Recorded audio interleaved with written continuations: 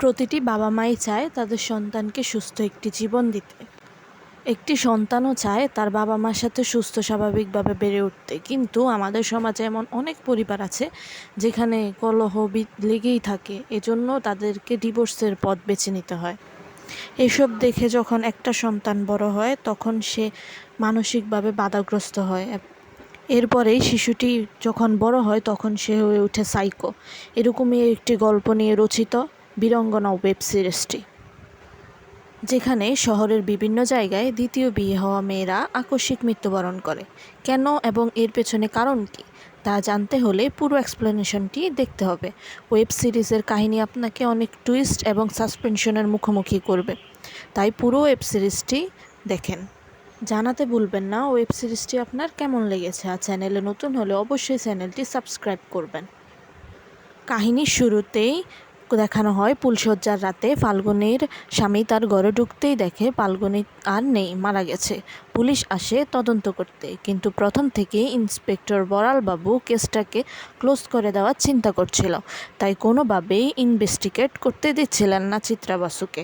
চিত্রা কোনোভাবেই কোনো কথা বললেই তাকে ধমক দিয়ে চুপ করিয়ে দিচ্ছিল। ফাল্গুনির পরিবার জানায় এটা তাদের সেকেন্ড ম্যারেজ এবং তার একটি মেয়েও আছে। সব রিচুয়াল মেনেই তার এই বিয়েটি হয়েছিল এবং সেই ঘরে ঢুকেছিল। সে কেন এই কাজ করেছে তারা কিছুই বুঝতে পারছে না। কাহিনী শিফট হয়ে চিরাউলকে দেখানো হয়। চিরাউলের একটি ফুলের শপ আছে এবং সেখানকার মালিক আসে তার সাথে দেখা করতে। তখন চিরাউল বলে সে ভাড়াটা আজকে বিকেলেই দিয়ে দেবে। তারপর বড়ালবাবুকে দেখানো হয়। বড়ালবাবু চিত্রাকে ভালো মতো ধমক দিচ্ছে যাতে কোনো ইনভেস্টিগেট করতে গেলে তার মুখে মুখে প্রশ্ন না করে। তাদের কথাবার্তার মধ্যেই জানতে পারি যে চিত্রার মা চিত্রাকে এবং তার একটি বোনকে তার বাবার কাছে রেখে চলে গিয়েছিল। চিত্রার বাবাও ছিলেন একজন পুলিশ অফিসার। চিত্রার মা অন্যরকমভাবে বাঁচতে চেয়েছিল, তাই তাদেরকে ছেড়ে চলে গিয়েছে। এই পুরো কাহিনীটি বড়ালবাবু জানত, তাই সে সবসময় চিত্রাকে যে কোনোভাবেই ইনসাল্ট করত। বড়ালবাবু কেসটা ক্লোজ করে দেয় এবং চিত্রাকেও বলে যায় যে সে যেন এই কেস নিয়ে আর বাড়াবাড়ি যাতে না করে। তারপরেই চিত্রার কাছে একটি লাঞ্চ বক্স নিয়ে আসে তার স্বামী এবং ওখানে একটি গোলাপ ছিল। গোলাপটি দেখে চিত্রার মনে পড়ে যায় যে আজকে তাদের একসাথে লাঞ্চ করার কথা ছিল, কারণ আজকে তাদের অ্যানিভার্সারি। তারপরে চিরাউনের কাছে আসে সুভাষবাবু তার জন্য একটি লাঞ্চের বক্স নিয়ে এবং চিরাউন বলে যে মাসিমা প্রতি মাসে আমার জন্য লাঞ্চ পাঠায় আর আমি অপেক্ষা করে থাকি এই লাঞ্চ বক্সের জন্য, কিন্তু কখনোই মাসিমার সাথে আমার দেখা হয়নি। তারপরে আমরা দেখতে পাই যে চিত্রার জন্য তার বাসার সবাই অপেক্ষা করছে তাদের অ্যানিভার্সারি উদযাপন করার জন্য। তখনই চিত্রার স্বামী আসে তার জন্য গিফট নিয়ে। তারপর চিত্রা যায় রুমে সাজতে। তারপর তখনই চিত্রা তার স্বামীর সাথে শেয়ার করে যে আজকে কী ঘটেছিল। তার স্বামী ছিল খুবই সাপোর্টিভ। তার স্বামী তাকে বলেছে যে তুমি তোমার নিজের জিদ দিয়েই কাজ করো এবং নিজের কাজ নিজেই চালিয়ে যাও। তারপর যখন চিত্রা ডাইনিং রুমে সবার সাথে বিষয়টা শেয়ার করে এবং তাদের কাজের বুয়া কথাটা শুনে এবং চিত্রার সাথে বলে যে আরও কয়েক মাস আগেও এরকম সেম একটি ঘটনা ঘটেছিল। তখন চিত্রা এই ঘটনার বিস্তারিত জানতে চায় এবং কোন জায়গায় ঘটেছে তা জানতে চায় এবং সে বুঝতে পারে যে দুই ঘটনার মধ্যে অনেক মিল রয়েছে। তারপরেই চিত্রা চলে যায় তখন ঘটনার সাব ইন্সপেক্টরের কাছে। তখন সেই অফিসার চিত্রাকে দেখে খুবই বিরক্তি বোধ করে এবং সে বড়ালবাবুর কাছে ফোন দিয়ে তা জানিয়ে দেয়। কিছুক্ষণের মধ্যেই বড়ালবাবু চিত্রাকে ফোন দিয়ে ধমক দেয় এবং তার অফিসে যাওয়ার কথা বলে। পরের দিন সকালে চিত্রা তার একটি অফিস কলিগের সাথে বলছে যে ফাল্গুনি এবং পল্লবীর হত্যাটা প্রায় সিমিলারিটি রয়েছে এবং এটা হতে পারে একটি সিরিয়াল কিলিং। তখনই এই কথাটা অন্য একজন এমপ্লয়ি শুনে ফেলে এবং সে এটা প্রেসের কাছে জানিয়ে দেয়। তো পরের দিন খবরের কাগজে চিত্রার নাম সহ বিষয়টি উঠে আসে। তারপরে অফিসাররা চিত্রার উপর অনেক রাগ করে এবং পরবর্তীতে চিত্রাকে সাসপেন্ড করে দেওয়া হয়। চিত্রা তার যন্ত্রণা বলতে তার বাবার বাসায় যায়। সেখানেই তার বোন মিতা থাকে তার ছেলেকে নিয়ে। মিতা তার বোনকে বোঝায় যে এর কাজের ক্ষেত্রে এরকম অনেক কিছুই ঘটবে। তার পরবর্তীতেই চিত্রার স্বামী তাকে রাত্রে হেড মাসাজ করছে তার যন্ত্রণা কমানোর জন্য। এরপরেই তার শাশুড়ি এসে বলে যে তার সাথে তার অফিসার দেখা করতে এসেছে। তখনই পল্লবী তড়িঘড়ি করে সেখান থেকে উঠে যায় এবং উঠে যাওয়ার পর দেখে যে বড়ালবাবু এসেছে তার সাথে দেখা করতে। তারপর বড়ালবাবু বলছে যে আমাদের বড় অফিসার এসেছে আপনার সাথে দেখা করতে। তখনই চিত্রা বড়বাবুর সাথে দেখা করতে যায়। তখন বড়বাবু বলে যে তুমি যে কেস দুটোর কথা বলেছো তার মধ্যে তুমি কি মিল খুঁজে পেয়েছো? তখন চিত্রা বলে যে দুইটা খুন হয়েছে সেখানে তাদের দুজনেরই সেকেন্ড ম্যারেজ এবং তাদের একটি করে সন্তান রয়েছে এবং তাদের এই দুটো ইয়ার মধ্যে মিল রয়েছে। তারপরেই বড়বাবু তাদের চিত্রাকে আরেকটি লোকেশনে নিয়ে যায় এবং সেখানে দেখা যায় যে সেমভাবে আরেকটি খুন করা হয়েছে, তারও ছিল সেকেন্ড বিয়ে। তখনই চিত্রা ভাবে যে এটার মধ্যে অবশ্যই কোনো কানেকশন রয়েছে। কাহিনী অন্যদিকে যায় এবং দেখানো হয় একজন মহিলা তার স্বামীর সাথে জোরাজুরি করছে তার বাবা মায়ের সাথে চলে যাওয়ার জন্য, কিন্তু তার স্বামী তাকে আটকানোর অনেক চেষ্টা করছে। এই ঘটনাটি তাদের দুটি সন্তান উপরের থেকে দেখতে পায়। এরপরে কাহিনী আবার বর্তমানে চলে আসে এবং দেখা যায় যে একটি মেয়ের বিয়ের তোড়জোড় চলছে এবং তার একটি মেয়ে সন্তানও আছে। এই ঘটনাটি চিরাউন দেখতে পায় এবং চিরাউন এখানে পুলের কাজ পেয়েছিল। তারপরেই দেখা যায় যে সিনিয়র অফিসার এই ক্রিমিনালকে ধরার জন্য একটি টিম গঠন করে এবং সেখানে চিত্রা বসুকে নেওয়ার জন্য সাজেস্ট করে, কিন্তু ওই টিমের লোকজন চিত্রাকে নেওয়ার জন্য পছন্দ না করলেও কিন্তু সিনিয়র অফিসার চিত্রাকে সাজেস্ট করেছিল, কারণ চিত্রাই প্রথম এই ঘটনাটি ধরতে পেরেছিল। তারপরেই চিত্রাকে টিমেরা জিজ্ঞেস করে যে তুমি কি মনে করো যে এটা কীভাবে শুরু করা উচিত? তখন চিত্রা বলে যে ঘটনাটি প্রথমে বারাসাত থেকে শুরু হয়েছিল, আমাদের উচিত বারাসাতে এখন কোন মেয়েরা দ্বিতীয় বিয়ে করছে তা একটি নোট করা। তারপরেই ওই লোকটা ইমপ্রেস হয় এবং বলে যে তুমি তোমার মতো কাজ চালিয়ে যাও। তখনই চিত্রা একটা পুরোহিতকে ডাকে এবং ওইখানে কি বিয়ে হচ্ছে, কোন কোন জায়গায় বিয়ে হচ্ছে তার একটি নোট করে। ঘাটাঘাটি করে চিত্রা একটা ডেট খুঁজে পায় যেখানে বিবাহিত মেয়ের বিয়ে হচ্ছে এবং সেখানে সে তার দলবল নিয়ে হাজির হয় এবং সেখানে যাওয়ার পরে তার সাথে চিরাউনের সাথে দেখা হয়। চিত্রা যেখানে গিয়ে বসেছে চিরাউন সেখানে খাওয়া দাওয়া করছে এবং সে বলছে যে আপনাকে খুব চেনা চেনা লেগেছে। তখনই দেখা যায় বউ মাথা ঘুরে পড়ে গিয়েছে এবং তখনই সবাই ওইদিকে দৌড়ে যায় এবং চিত্রা মুখে পানি ছিটিয়ে বউ বলে যে আমি সারাদিন কিছু খাইনি তো এজন্য ঘুরে পড়ে গিয়েছি। তারপরেই দেখা যায় যে চিত্রা পল্লবীর কেসটা রিনিউ করার জন্য ইন্সপেক্টরের কাছে যায়, কিন্তু ইন্সপেক্টর আগে তড়িঘড়ি করেছে কিন্তু এখন আর তা করতে পারছে না, কারণ চিত্রার কাছে এখন পুরোটাই দায়িত্ব পড়ে গিয়েছে। তারপরে সে ফাইলগুলো বের করে এবং ফাইলগুলো বের করার পর চিত্রা চলে যায় পল্লবীর মা বাবার কাছে এবং মা বাবার কাছে যাওয়ার পরেই সে পল্লবীর মেয়েকে দেখতে পায় এবং মেয়েকে জিজ্ঞেস করে যে সেদিন রাত্রে তুমি কি দেখেছো? তখন মেয়েটি বলে যে আমি তেমন কিছুই দেখিনি, আমি দেখেছি যে আমার মা উপর থেকে সুইমিং পুলে পড়ে গিয়েছে, এছাড়া আমি আর কিছুই দেখিনি। তখন পল্লবী তাকে বলে যে তুমি যদি অন্য কোনো কিছু তোমার মনে পড়ে তাহলে তুমি অবশ্যই আমাকে জানাবে। তখন চিত্রা যখন সেখান থেকে বের হয়ে আসে তখন তার কাছে একটি ফোন আসে এবং জানতে পারে যে পল্লবী একটি ডেফোডিল অরফানেজে চাকরি করত। তারপরেই চিত্রা চলে যায় পল্লবীর দ্বিতীয় স্বামীর কাছে এবং তার স্বামীর জিজ্ঞেস করে যে পল্লবীর সাথে তার কি হয়েছিল। তখন পল্লবীর স্বামী রাগান্বিত হয়ে বলে যে পল্লবীকে যদি অন্য কেউ না মারতো তাহলে আমিই মেরে দিতাম। তখন চিত্রার সাথে পল্লবীর প্রথম হাজব্যান্ডের সাথে অনেক রাগারাগি হয়। এরপরে রাতের দিকে চিত্রার কাছে একটি ফোন আসে এবং অরফানেজ থেকে জানানো হয় যে চিত্রার সাথে পল্লবীর সাথে একজন লোকের অনেক ভালো সম্পর্ক ছিল, তার নাম হচ্ছে চিরাউনকে সে ছোট ভাই হিসেবে জানতো। তারপরেই তার কাছে চিত্রা চিরাউনের সব ডিটেলস জানতে চায়। তখন সেক্রেটারি তার কাছে সব ডিটেলস দেয় এবং চিত্রা যখন তার একটা বন্ধুর সাথে কথা বলছে তখন তার খেয়াল হয় যে তারা শুধুই হিন্দু মেয়েদের বিয়েকে লক্ষ্য করছে। পরবর্তীতে তারা একটা খ্রিস্টান বিয়েতে যায় এবং সেখানে ধুমধাম করে বিয়ে হচ্ছে, সেখানে চিরাউন উপস্থিত ছিল। তাদের সব রিচুয়াল মানার মাঝখান দিয়েই মেয়েটি মৃত্যুর কোলে ঢলে পড়ে। তখনই আমরা একটি ঘটনা দেখতে পাই যে একটা মহিলা তার দুটি সন্তানকে তার স্বামীর কাছে রেখে চলে গিয়েছে, কিন্তু তার স্বামী সন্তানদের উপর বিরক্ত হয়ে তাদের পায়েসের সাথে মধ্যে ঘুমের ওষুধ মিশিয়ে মারার চেষ্টা করে। সেই মুহূর্তেই ভাগ্যক্রমে তার ছোট সন্তানটি বেঁচে যায়, আর সেই ছোট সন্তানটি হচ্ছে চিরাউন। এখানে দেখা যায় যে চিরাউন কয়েকটি পায়রাকে দানা দিচ্ছে এবং পায়রাগুলো ততক্ষণে দানাগুলো খেয়ে মারা যায়। তখনই চিত্রা এবং তার টিম সেখানে এসে উপস্থিত হয় এবং এই মৃত্যুটাকে ফরেনসিকে টেস্ট করার জন্য দেয়।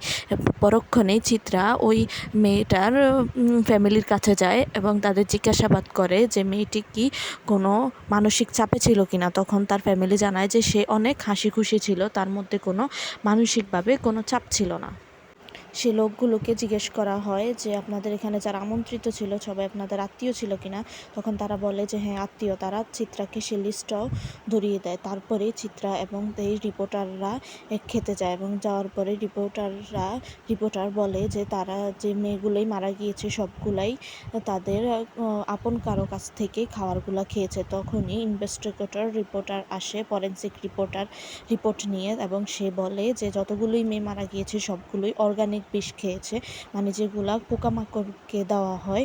তারপরেই তারা অফিসার বলে যে যতগুলো মেয়ে মারা গেছে তাদের পোস্টমর্টম রিপোর্ট দিতে। তখনই চিত্রা বলে যে পোস্টমর্টম রিপোর্ট সবারই আছে, কিন্তু পালগুনিরটা করতে দেয়নি বড়ালবাবু। তখনই অফিসার বড়ালবাবুকে ডেকে এনে জামা কষা দেয় এবং তাকে অনেক কিছুই বলতে থাকে। তারপরে সেই মুহূর্তেই চিত্রার ফোনে একটা কল আসে এবং সে কলের মধ্যে তাকে জানায় যে চিরাউন হচ্ছে সেই লোকটাই যে সবগুলো বিয়েতে ফুল সাপ্লাই দিয়েছে। সেটা শুনে সে অনেকটাই অবাক হয়ে গিয়েছে। তখনই সবাই তড়িঘড়ি করে যায় চিরাউনকে ধরার জন্য, কিন্তু তারা চিরাউনের দোকানে গিয়েও দেখে যে চিরাউন নাই, বাসায় গিয়েও দেখে চিরাউন নাই। তখন তারা সব তছনছ করে খুঁজে দেখে যে তারা কোনো ইনফরমেশন পায়নি, কিন্তু তারা কোনো ইনফরমেশন পায় না। তখন এই চিরাউন পাঁচির টপকে তার বাসায় ঢুকে দেখে যে তছনছ করা। তখনই তার অনেক রাগ উঠে। চিত্রা বাসায় যাওয়ার পর তার হাজব্যান্ড বলে যে আজকে তাদের সিনেমা দেখার কথা। তারপর চিত্রা আর তার হাজব্যান্ড সিনেমা দেখতে যায় এবং যাওয়ার পরেই চিত্রার হাজব্যান্ডকে সে বলে যে গাড়ি পার্কিং করার জন্য, এবং চিত্রা লিফট দিয়ে উঠে যায় টিকিট কাটার জন্য। কিন্তু লিফটে ওঠার পর চিত্রার মনে পড়ে যে সে পার্সটা আনেনি। তখন সে তার হাজব্যান্ডকে ফোন দেয়, কিন্তু তার হাজব্যান্ড ফোন ধরে না। তারপর সে তড়িঘড়ি করে নিচে নেমে আসে এবং দেখে যে চিরাউন মুখোশ পরেই তার হাজব্যান্ডকে মারধর করছে। তখন সে তার হাজব্যান্ডকে বাঁচানোর জন্য চিরাউনের পিছে তাড়া করে, কিন্তু যেতে যেতেই চিরাউন একটা পাঁচির টপকে ওই পাশে চলে যায় এবং চিত্রা তাকে চিরাউনকে ধরতে পারে না। তারপরেই দেখা যায় যে চিত্রার স্বামীর গায়ে অনেক আঘাত করে এবং চিত্রার স্বামী বিছানায় শায়িত হয় এবং তাকে তার শাশুড়ি বলে যে আমরা এই দিক দেখছি, তুমি যাও আমার বাড়ির ছেলেকে যে মেরেছে তুমি তার হাড়গোড় ভেঙে দাও।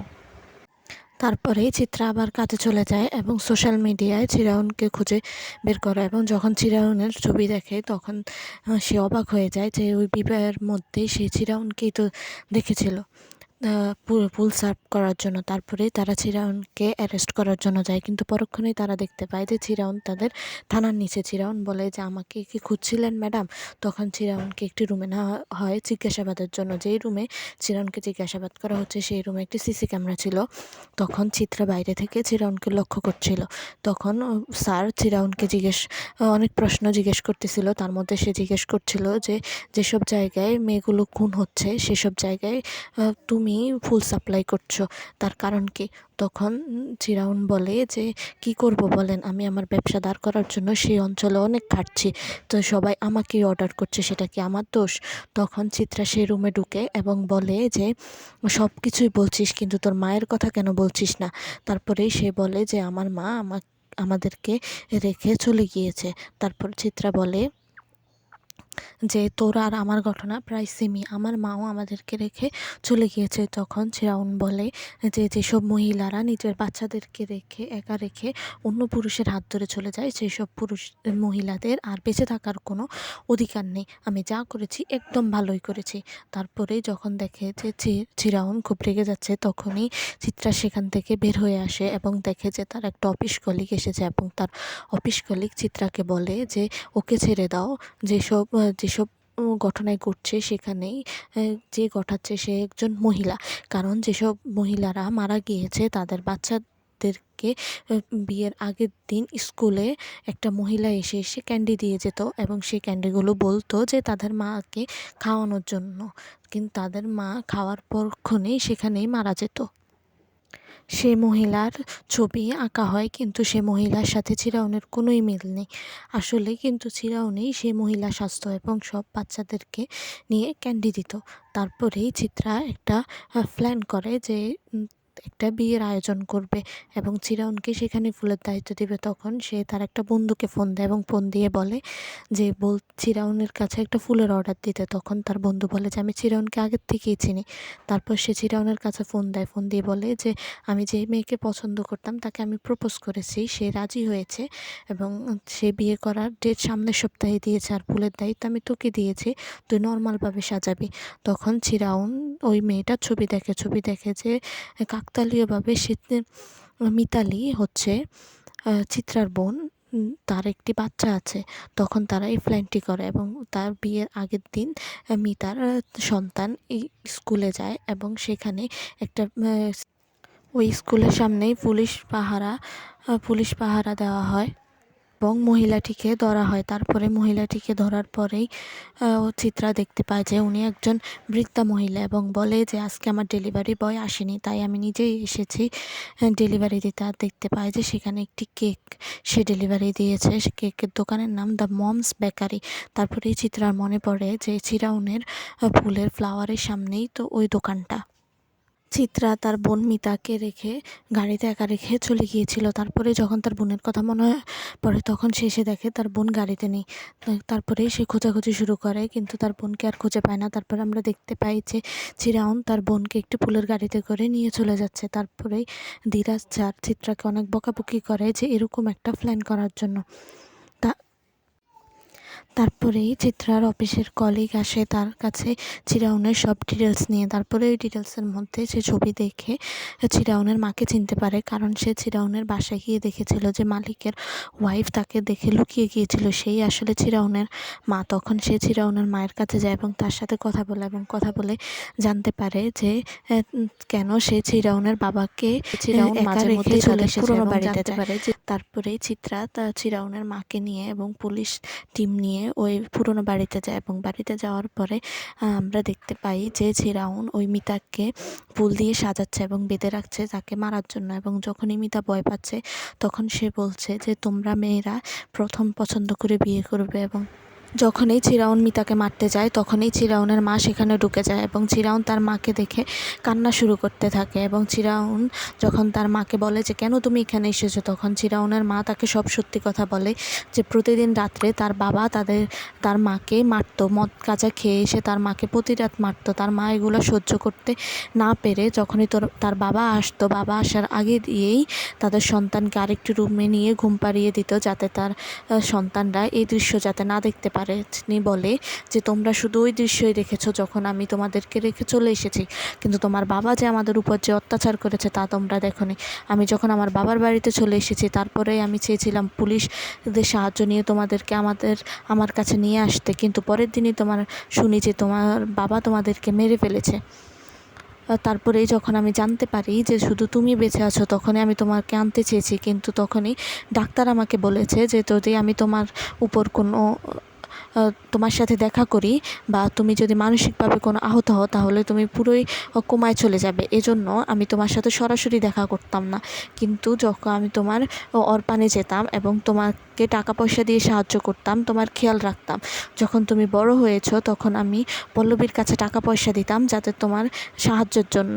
তারপরও যখন তুমি বড় হয়েছো তখন পল্লবীকে দিয়েই তোমাকে আমাদের বাসায় এনে রেখেছি।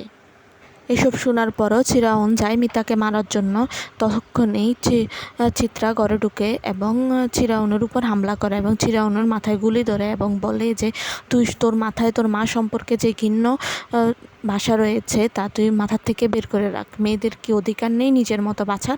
তারপরেই তাকে পুলিশ এসে ধরে নিয়ে যায়। তারপরেই চিরাউনকে তার মায়ের সাথে কিছুক্ষণ কথা বলার সুযোগ দেওয়া হয়। তখন চিরাউন বলে যে মা, আমি জানি যে ওরা আমাকে ধরে নিয়ে যাওয়ার পর মেরে ফেলবে, আমি তোমাকে কিছু ক্যান্ডি দিচ্ছি যে তুমি এখান থেকে পছন্দ করে দাও যেটা আমার পছন্দের কালার। তখন মা তাকে একটি ক্যান্ডি দেয়। এই ক্যান্ডিটি খাওয়ার আগে পুলিশ তাকে ধরে নিয়ে চলে যায়।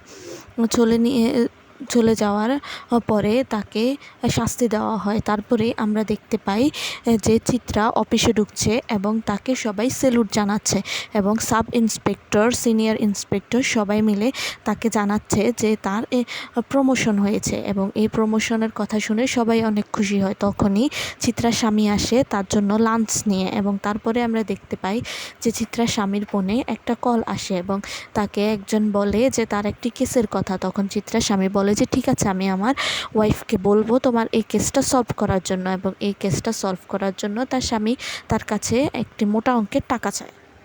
এভাবেই ওয়েব সিরিজটি এখানেই শেষ হয়ে যায়। কেমন লেগেছে আপনাদের ওয়েব সিরিজটি অবশ্যই জানাবেন।